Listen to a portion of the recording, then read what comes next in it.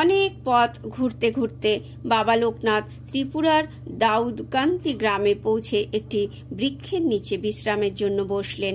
গ্রামটিতে হিন্দু মুসলমান চাষিদের বাস ছিল। বাবা লোকনাথ এখানে নগ্ন দেহে অনাহারে কিছুদিন অতিবাহিত করলেন। মুখ দিয়ে তার কোনো বাক্য বের হয় না, সেজন্য তিনি কারোর সঙ্গে কথাও বলতে পারেন না। একদিন একটি 10-12 বছরের মেয়ে চাষের ক্ষেতে আব্বার জন্য খাবার নিয়ে যাওয়ার সময় লক্ষ্য করল গাছতলায় একটি সন্ন্যাসী বসে আছে। তিনি কারো সঙ্গে কথা বলেন না এবং কিছু খানও না।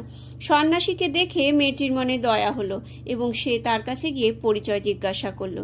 বাবা লোকনাথ কেবল তার দিকে তাকিয়ে রইলেন, কিন্তু মুখ দিয়ে কোনো বাক্য বের হলো না। মেয়েটি তখন বাড়ি থেকে কিছু খাবার এনে তাকে খেতে দিলেন, কিন্তু দীর্ঘ সময় কোনো শক্ত খাবার গ্রহণ না করার জন্য তিনি জিহ্বাতে কোনো খাবার নিতে পারলেন না। তার খাদ্য গ্রহণের অক্ষমতা দেখে মেয়েটির মনে করুণা হলো। সে তখনই বাড়ি গিয়ে গরম দুধ এনে চামচে করে নিজেই বাবাকে খাইয়ে দিল।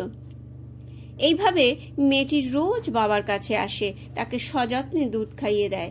একদিন সে সুজির পায়েস এনে বাবাকে খাইয়ে দিল। এইভাবেই কয়েকদিন খাওয়াবার পর তিনি একটু খাদ্য গ্রহণে সমর্থ হলেন এবং 2-1টি কথা উচ্চারণ করতে সমর্থ হলেন।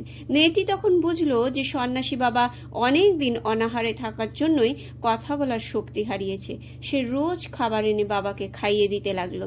এইভাবেই বাবা শরীরে কিছু শক্তি সঞ্চয় করলেন এবং বাক শক্তি ফিরে পেলেন। কিছুদিন খাদ্য গ্রহণ করার পর তিনি দেখলেন তার রক্তের রং, যা সাধনার সময় রসে পরিণত হয়ে গিয়েছিল, এখন আবার লাল হচ্ছে। তিনি সেই মেয়েটিকে অনেক আশীর্বাদ করলেন।